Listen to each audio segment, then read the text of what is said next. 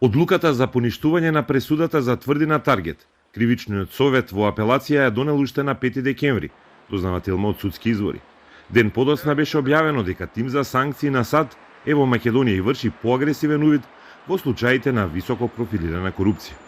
5 судии Јани Нич, Енвер Беџети, Јоко Ристов, Тања Милева и Лидија Чачева почекале, односно ја сокриле својата одлука за привремено помилување на Сашо Мијалков, кој е на црната американска листа поради корупција и масовно прекршување на човековите права со нелегално прислушување, за што е отворен и предметот, тврди на Таргет.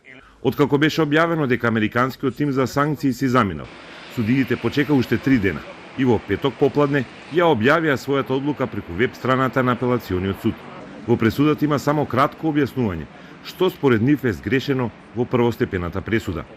Првостепениот суд при постапувањето по овој предмет сторил суштествени повреди на одредбите од Законот за кривична постапка, кои се од апсолутен карактер и на кој овој суд внимава по службена должност, со што се доведе во прашање фактичката состојба и правилната примена на кривичниот законник. Бидејќи судиите одолговлекуваа со својата одлука и наместо да ја донесат побрзо, а не година и половина по поднесените жалби, неколку пати биле предупредувани на колегиум дека со своето одлучување може да ја спречат правдата и да го застарат делото за масовното прекршување на човекови права во Македонија.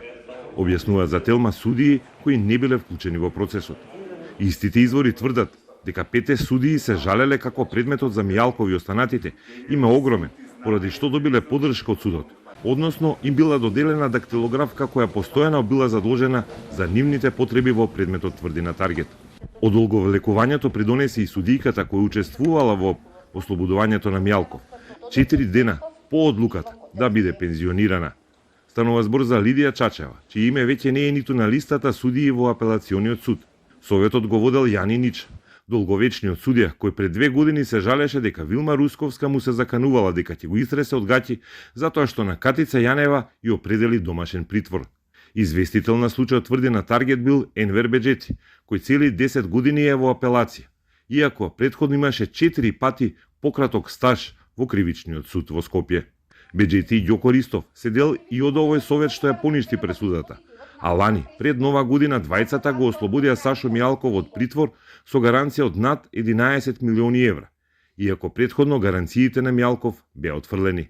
Ристов е избран за апелационен судија пред 2 години. Последниот член на советот е Тања Милева, сопруга на поранешниот адвокат на Зоран Заев, која поради блиски врски со поранешниот премиер бараше и земање од случајот подкуп каде Заев беше обвинет. Милева е избрана за апелационен судија како трето пласирана на конкурсот, неколку месеци откако СДСМ дојде на власт, а низиниот сопруг Игор Милев беше член на ДИК, предложен од партијата.